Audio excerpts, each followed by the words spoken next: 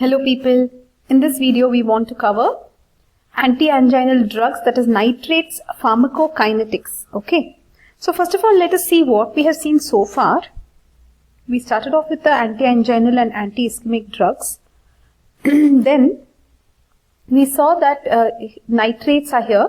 We have short-acting, long-acting, how nitrates work, exactly mechanism of action we have covered in the previous video. Correct? So we looked at the examples: glyceryl trinitrate, isosorbide dinitrate, isosorbide mononitrate. So glyceryl trinitrate, mainly all these three are given as sublingual, but the glyceryl trinitrate is also given IV. Okay. So all these are systemic routes, if you remember. From our routes of administration video, you should have learned that these are systemic routes. Correct? So we have seen the mechanism of action. In the last videos, they actually work on the blood vessels, not on the heart. So based on that, you will be able to understand the pharmacokinetics and other things. First, let us look at pharmacokinetics. It is organic. It is lipid soluble. Hence, it can be given in sublingual route. So it is absorbed by the buccal mucosa. So this is a systemic route of administration. It can also be given intravenously. Okay.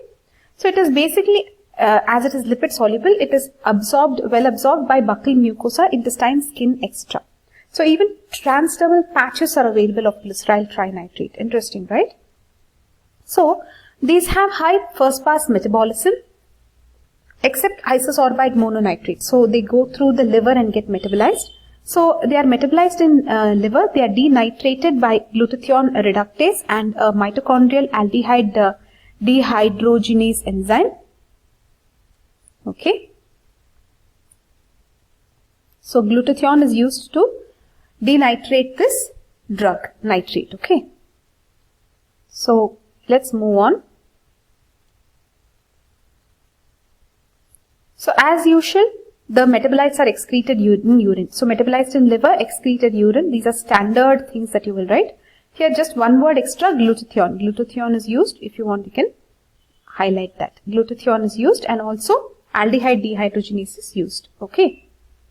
So as you already know, there are two types, short acting and long acting. Short acting will be sublingual. So you can see that they are short acting means sublingual. It will also be rapid acting.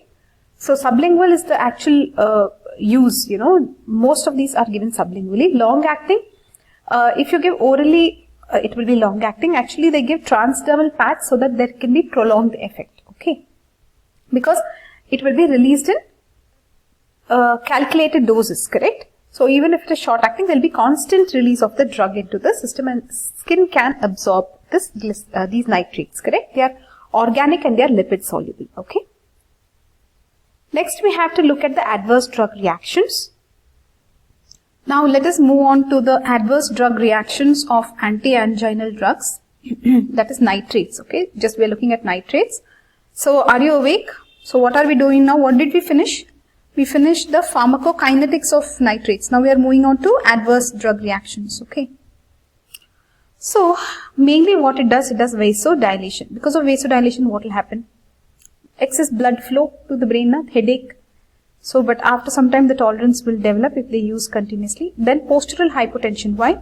Because of vasodilation, the blood pressure will drop, and as soon as suddenly if a person stands up, sudden stand up if they do, they may feel giddy, they may have dizziness and they may faint. Okay, so you should tell them to lie down.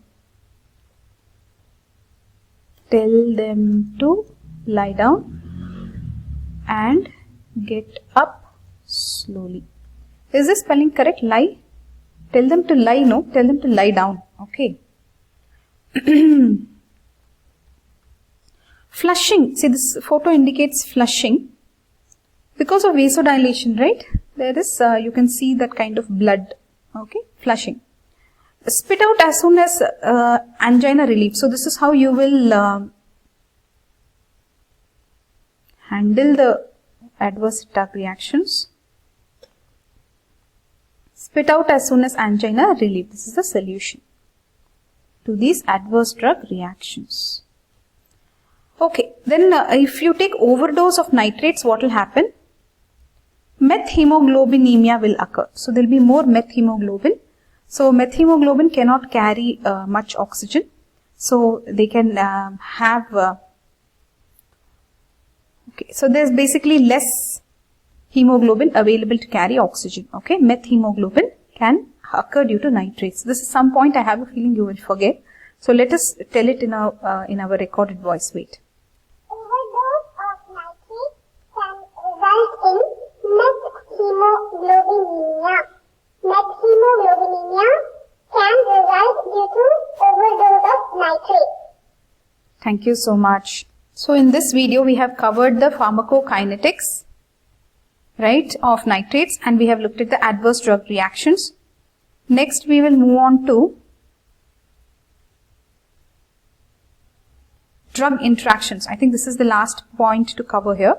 Guys, there's just one more point that you have to note here about nitrates. There is tolerance. Okay, tolerance can develop to nitrates and there can be less nitric oxide generation, etc. So what happens, it is better to give a nitrate free interval. So give a gap between nitrates, okay, so that the person will not develop tolerance. Though tolerance, if they develop, it is good that they won't get headache and all that. But tolerance can also lead to that there is no nitric oxide production, which exactly we want. So there should be a nitrate free interval. Okay, did you understand this part? Hopefully. So let's move on to interactions now. Okay. Now interactions of nitrates, we have already told in the beginning in the classification that nitrates usually they are combined with everything and anything, but you should not give nitrates with Viagra, that is sildenafil, because both of them are vasodilators and there can be vasodilation which can lead to drop in blood pressure. That can even be fatal. So some people, what they do, they will buy some Viagra over the counter or something and they will use it along with their nitrate medication without realizing that they might not wake up, you know. Okay, so let's move on. Usually anti-anginal drugs they can give alone itself. Okay, one agent can be used. Otherwise you can combine it with, the nitrates can be combined with CCB or beta blockers. Okay. And nitrates should not be used in combination with sildenafil, that's Viagra. Okay. Should not be. Okay, right? So we are done with nitrates, guys. In the next video, we will start off with calcium channel blockers. Okay. So far what we have seen, just let's take a recap.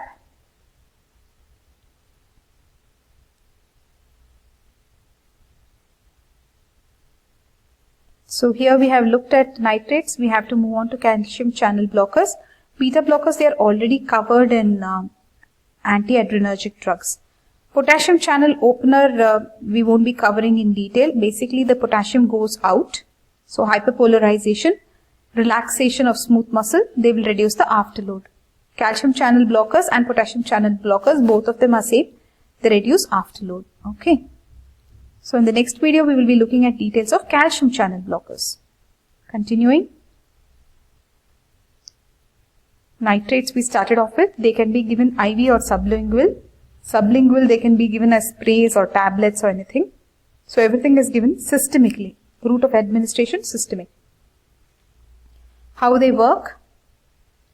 Mechanism of action. This diagram you have to know if you want marks. Please practice this. Then, mechanism of action. Again, mechanism of action. Pharmacokinetics. Remember, glutathione reductase will metabolize nitrates.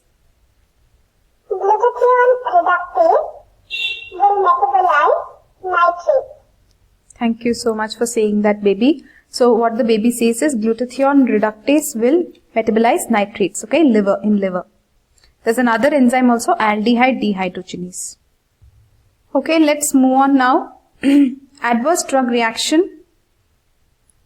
We saw vasodilation, postural hypotension, headache, dizziness, fainting, flushing, Fainting is called a syncope, right? I wouldn't expect them to write a word like fainting. But anyways, KD Tripathi says fainting, so I'm writing fainting. Overdose can lead to methemoglobinemia. So the solution is to keep the tablet sublingually and spit it out as soon as angina is relieved. Okay. Tolerance will develop for nitrate, so you should give a nitrate-free interval. Anti-anginal drugs, nitrates interactions, you should not give it with sildenafil. Actually, there is one story I remember. Monday morning sickness used to affect people who work in factories where they handle nitrates. So what used to happen, they used to work with nitrates and they used to be fine.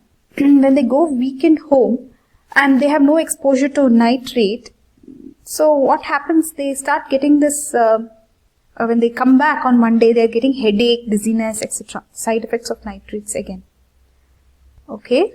So this is a Monday morning sickness. This is real actually. This is a real thing that has happened, but there was a problem because of what they were working on. Okay. So we are done with nitrates, guys. Next video we will look at calcium channel blockers. Come back for the next video. Say bye. Bye bye.